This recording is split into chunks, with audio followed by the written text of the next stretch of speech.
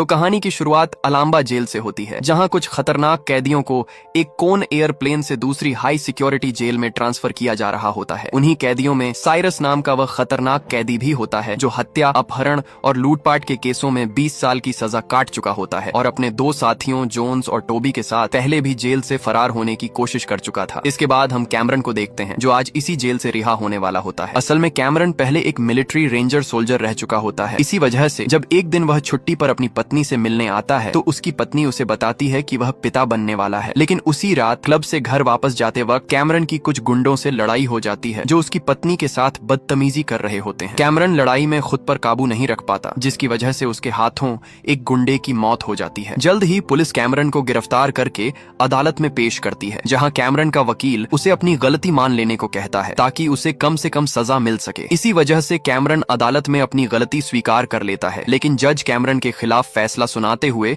उसे 10 साल की कैद की सजा सुना देता है। कैमरन और उसकी पत्नी मजबूरी में यह फैसला स्वीकार कर लेते हैं और इस तरह कैमरन को अलाम्बा जेल में सजा काटने के लिए भेज दिया जाता है, जहां उसके पास यादों के तौर पर बस अपनी बेटी कैसी की तस्वीरें होती हैं जो उसे हिम्मत देती रहती हैं। समय तेजी से गुजरने लगता है। कैमरन का व्यवहार जेल में काफी अच्छा होता है। इसी वजह से उसकी दोस्ती जेल के एक कैदी माइकल से हो जाती है। जल्द ही कैमरन के अच्छे व्यवहार की वजह से उसकी सजा 10 साल से कम करके 8 साल कर दी जाती है और फिर आता है कैमरन की रिहाई का दिन। इत्तेफाक से आज कैमरन की बेटी कैसी का 8वां जन्मदिन भी होता है।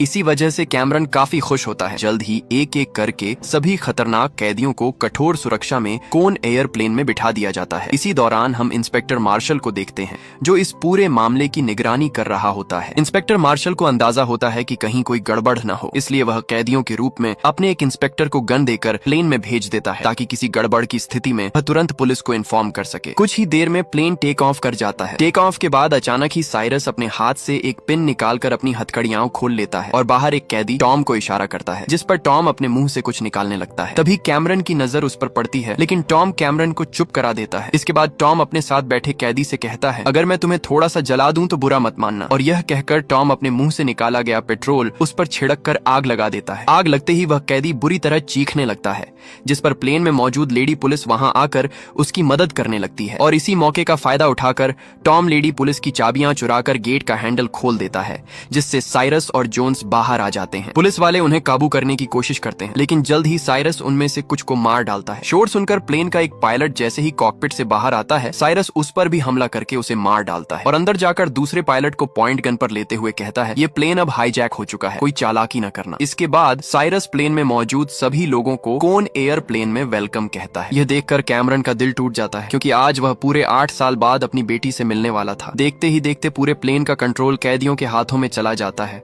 और पुलिस वालों को बंदी बना लिया जाता है। इसके बाद साइरस, टोबी और अन्य खतरनाक कैदियों को भी आजाद करवा लिया जाता है। आजाद होने के बाद एक कैदी लेडी पुलिस से बदतमीजी करने के लिए आगे आता है, लेकिन कैमरन तुरंत बीच में आकर उसे वहां से पीछे हटा देता है और उस कैदी से कहता है, यहाँ यह सब नहीं चलेगा। यह सुनते ही वह कैदी कैमरन पर हमला करने ही लगता है, लेकिन उसी समय साइरस वहां आकर मामला खत्म करवा देता है और उस कैदी से कहता है, अगर फिर तुमने ऐसी कोई हरकत की तो मैं तुम्हें इस प्लेन से नीचे गिरा दूंगा। तुम्हारी जरा सी गड़बड़ से हमारा सारा प्लान बर्बाद हो सकता है। और यह कहकर वह लेडी पुलिस को आजाद कर देता है। इसी समय एक पुलिस वाला साइरस को बताता है कि यह विमान अब कार्सन सिटी में उतरेगा, जहां से कुछ कैदियों को इस प्लेन से दूसरे प्लेन में ट्रांसफर किया जाएगा। ये जानने के बाद साइरस का साथी जोन्स उससे कहता है कि हमें इन सभी पुलिस वालों की वर्दी पहनकर कार्सन सिटी में उतर जाना चाहिए। ये सुनते ही प्लेन में मौजूद पुलिस का जासूस कुछ सोचने लगता है और जैसे ही टॉम उसके करीब उसकी तलाशी लेने आता है, वह अपनी गन निकालकर टॉम को बंदी बना लेता है। कैमरन उसे इशारे से ऐसा करने से रोकता है, लेकिन वह उसकी एक नहीं सुनता। इसी समय साइरस इस बात का फायदा उठाते हुए लेडी पुलिस को अपनी ढाल बनाते हुए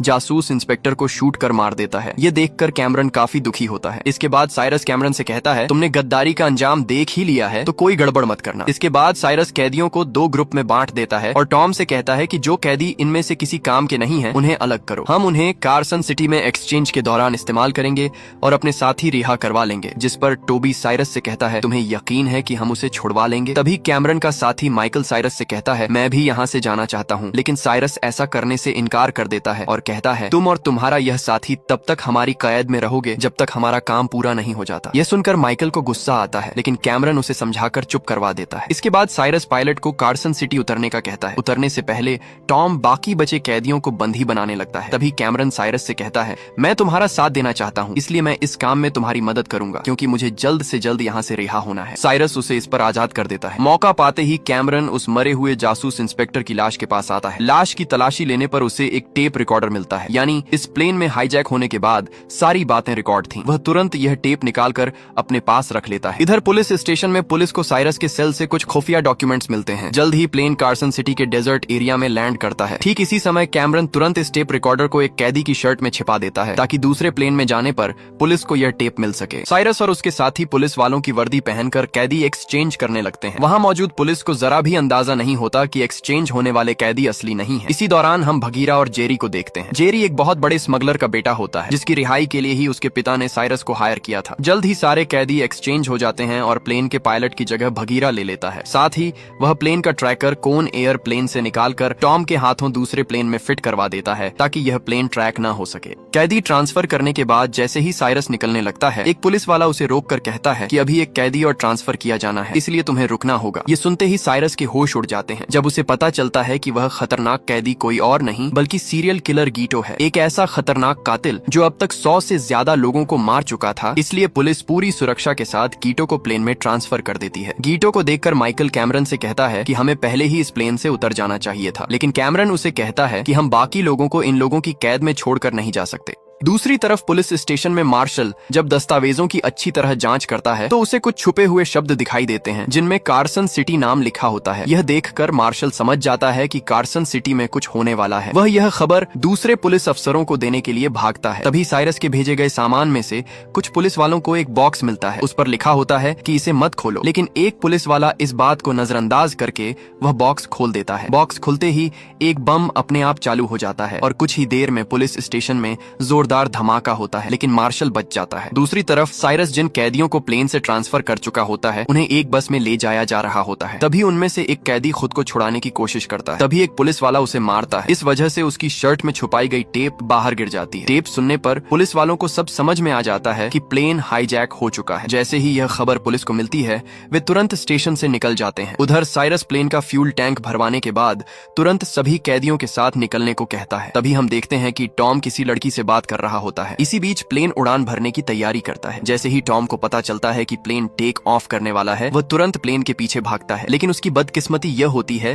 कि जब वह मदद के लिए चिल्लाता है, तो खिड़की पर वही कैदी खड़ा होता है जिसे टॉम ने जलाया था। इसलिए वह टॉम के लिए प्लेन नहीं रुकवाता। प्लेन का पंख टॉम को कुचलता हुआ आगे बढ़ जाता है और प्लेन टेक ऑफ कर जाता है। सारे कैदी खुशी से झूमने लगते हैं। जल्द ही पुलिस अफसरों को पता चल जाता है कि प्लेन में मौजूद उनका जासूस भी मारा जा चुका है। ये सुनकर वे बहुत गुस्सा होते हैं और मार्शल से कहते हैं, अब हमें इस प्लेन को तबाह करना होगा। लेकिन मार्शल उन्हें ऐसा करने से रोकता है। प्लेन में साइरस जोन्स से कहता है कि हमें गीटो को आजाद कर देना चाहिए। इस पर जोन्स ध्यान से गीटो का मास्क उतार देता है। इसके बाद साइरस पुलिस से संपर्क करके कहता है कि अगर वे सच में चाहते हैं कि उनके बाकी पुलिस वाले जिंदा रहें, तो उन्हें प्लेन का पीछा करना छोड़ना होगा। मंजिल पर पहुंचने के बाद सबको आजाद कर दिया जाएगा। कैमरन भी पास खड़ा ये सारी बातें सुन रहा होता है। साथ ही साइरस उससे कहता है कि हम जल्द ही लेना एयरपोर्ट पर लैंड करने वाले हैं। उस जगह पर आबादी लगभग ना के बराबर है। उधर एक पुलिस वाला कारमेन की पत्नी से मिलकर उसे बताता है कि उसका पति प्लेन में हाईजैक हो चुका है। दूसरी तरफ मार्शल पुलिस वालों को फिर से प्लेन को नष्ट करने से रोकते हुए कहता है कि हम ऐसे ही अपने साथियों और बाकी कैदियों को मरने के लिए नहीं छोड़ सकते, लेकिन कोई उसकी बात नहीं सुनता। तभी एक हेलीकॉप्टर वहां आता है और जल्द ही मार्शल के रोकने के बावजूद दूसरे पुलिस वाले प्लेन का पीछा करने के लिए निकल जाते हैं। जोन्स को प्लेन के इंजन एरिया में किसी गड़बड़ का एहसास होता है, इसलिए वह जांच करने के लिए कैमरन को नीचे भेजता है। वहां वे देखते हैं कि एक पुलिस वाले की लाश पड़ी है। जोन्स कारमेन से उस लाश को नीचे फेंकने के लिए कहता है। उसी समय कैमरन को एक आइडिया आता है। वह जोन्स से नजर बचाकर लाश की जेब से पेन निकालता है और मार्शल के नाम के साथ लैंडिंग प्लेस एरिया का नाम भी लिख देता है। तभी जोन्स उसे बंदूक की नोक पर लाकर कहता है कि कोई चालाकी मत करना। इसलिए कैमरन जल्दी से लाश को सिटी में फेंक देता है। इसके बाद हम सिटी में एक कपल को देखते हैं। तभी वह लाश आकर उनकी कार पर गिरती है। गाड़ियां एक दूसरे से टकराने लगती हैं। पुलिस मौके पर पहुंच जाती है और उन्हें वह लाश मिल जाती है जिस पर कैमरन ने मैसेज लिखा था। जल्द ही मार्शल को कॉल पर पूरी स्थिति के बारे में बताया जाता है। वह तुरंत अपने अफसरों से संपर्क करके उन्हें कैमरन द्वारा बताई गई लोकेशन पर पहुंचने को कहता है और खुद भी तुरंत कार लेकर उस लोकेशन की तरफ निकल जाता है। उधर प्लेन में अचानक टोबी को कैमरन का रिलीज लेटर मिल जाता है। इससे उसे पता चल जाता है कि असल में कैमरन एक आर्मी अफसर रह चुका है और अब वही इन सब कैदियों को बचाने की योजना बना रहा है। कैमरन अपनी असलियत छुपाना चाहता था, इसलिए वह टोबी को रोकने के लिए आगे बढ़ता है। उसी झड़प में टोबी मारा जाता है। पुलिस वाले हेलीकॉप्टर लेकर जहाज के पीछे जाते हैं। तभी उनके सामने एक और जहाज आ जाता है, लेकिन वह जहाज असल में कैदियों का नहीं बल्कि आम यात्रियों का होता है। जल्द ही मार्शल भी कैमरन द्वारा बताई गई लोकेशन पर पहुंच जाता है। वह अपनी कार को गैराज में छुपा देता है और सावधानी से आगे बढ़ते हुए प्लेन लोकेटर ऑफिस में जाता है, लेकिन वहां उसे बहुत से लोगों की लाशें मिलती हैं। इससे पहले कि मार्शल कुछ समझ पाता, अचानक पीछे से एक जहाज तेजी से उसकी तरफ आता है। साथ ही एक दूसरा जहाज भी टेक ऑफ के लिए तैयार होता है। इतने में दोनों जहाज एक दूसरे के सामने आ जाते हैं। क्रैश से बचने के लिए भगीरथ तुरंत जहाज को लैंड करवा देता है। जहाज जोरदार धमाके के साथ जमीन से टकराता है,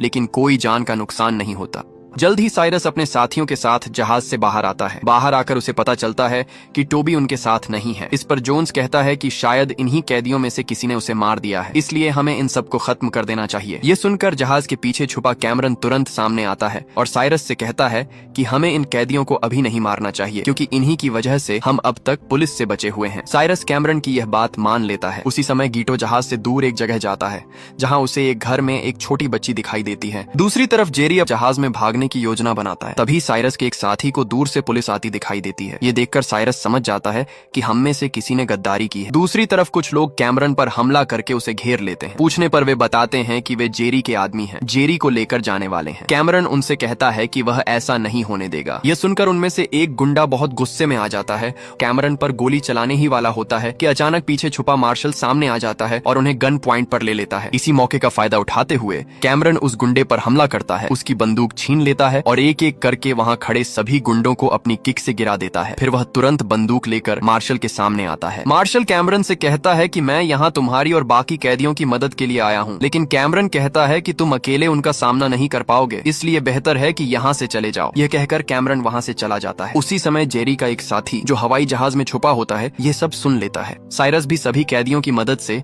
प्लेन को फिर से टेक ऑफ के लिए तैयार कर रहा होता है, इससे पहले कि पुलिस वहाँ पहुंच जाए। इसके तुरंत बाद जेरी एक तरफ तेजी से भागने लगता है, क्योंकि गराज में छुपा उसका साथी छोटा हवाई प्लेन लेकर बाहर आ जाता है। इससे पहले कि छोटा हवाई प्लेन टेक ऑफ कर पाता, मार्शल उसे रोकने के लिए एक गार्डर आयरन उस पर गिरा देता है, जिससे हवाई प्लेन जमीन से टकराकर टूट जाता है। ये देखकर साइरस अपने साथियों के साथ वहां आता है और जेरी से कहता है कि तुम हम सबको यहाँ छोड़कर जाने वाले थे। यह कहकर साइरस अपने पास खड़े साथी के मुंह से जलती सिगरेट लेकर उसे जेरी के ऊपर फेंक देता है और कुछ ही देर में उसकी मौत हो जाती है। गीटो भी धमाके की आवाज सुन लेता है, लेकिन बच्ची को कुछ पता नहीं चलता। साइरस प्लेन में वापस आता है, तभी उसकी नजर टोबी की लाश पर पड़ती है। इसके साथ ही साइरस एक प्लान बनाता है, लिए वह प्लेन में मौजूद सारा हथियार बाहर जमा करता है और अपने साथियों के साथ मिलकर पुलिस वालों पर हमला करने का प्लान बनाता है। जल्द ही पुलिस लेना एयरपोर्ट पहुंच जाती है। इसके बाद साइरस पुलिस वालों पर जोरदार हमला करता है, जिससे पुलिस की गाड़ियां तबाह हो जाती हैं। उसी दौरान कैमरन जल्दी से एक मजबूत रस्सी से हवाई प्लेन को पिलर के साथ बांध देता है। पुलिस और साइरस के आदमियों के बीच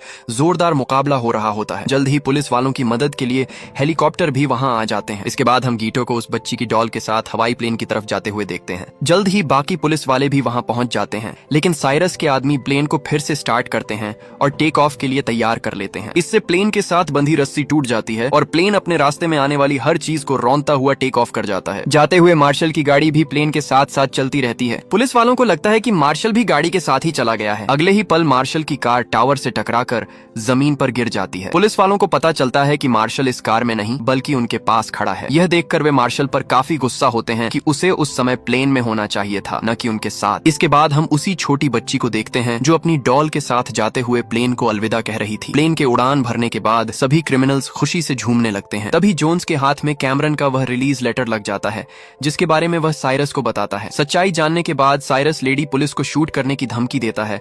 तभी अचानक कैमरन का दोस्त माइकल साइरस के सामने आकर कहता है कि यह सब उसने किया है। साइरस माइकल को कैमरन के सामने शूट कर देता है। यह देखकर कैमरन का दिल बुरी तरह टूट जाता है। साथ ही साइरस कैमरन की बेटी की डॉल को हाथ में पकड़कर कैमरन से कहता है कि अब तुम नहीं बचोगे। उसी समय प्लेन का पीछा करते हुए हेलीकॉप्टर प्लेन पर फायरिंग शुरू कर देते हैं। दूसरी तरफ कैमरन इस मौके का फायदा उठाते हुए प्लेन में मौजूद क्रिमिनल्स पर हमला करना शुरू कर देता है। साइरस ये सब देखकर गुस्से में पागल होने लगता है, लेकिन तब तक कैमरन कॉकपिट में पहुंचकर मार्शल से संपर्क करता है और कहता है कि वह जल्द लास वेगस सिटी एयरपोर्ट पर लैंड करना चाहता है, इसलिए इस फायरिंग को रोका जाए। लेकिन पुलिस वाले राजी राजी नहीं होते। साइरस भी अपनी पूरी ताकत से दरवाजे के लॉक पर फायरिंग करके उसे खोलने की कोशिश करता है। तभी लेडी पुलिस पीछे से आकर साइरस पर हमला करती है और उसे बेहोश कर देती है। प्लेन में मौजूद सभी लोग डरने लगते हैं सिवाय गीटो के, जो इन हालात में भी पोएम पढ़ रहा होता है। जल्द ही प्लेन लास वेगस सिटी की तरफ बढ़ने लगता है और फिर भगीरा क्रैश लैंडिंग के साथ प्लेन को सिटी में लैंड करता है। लेकिन उसी समय साइरस होश में आकर कैमरन को गन पॉइंट पर ले आता है। तभी प्लेन का एक विंग तेज स्पीड से प्लेन को चीरता हुआ साइरस और कैमरन के बीच आ जाता है। सिटी में भगदड़ मच जाती है, लेकिन जल्द ही मार्शल और दूसरे पुलिस वाले भी वहां पहुंच जाते हैं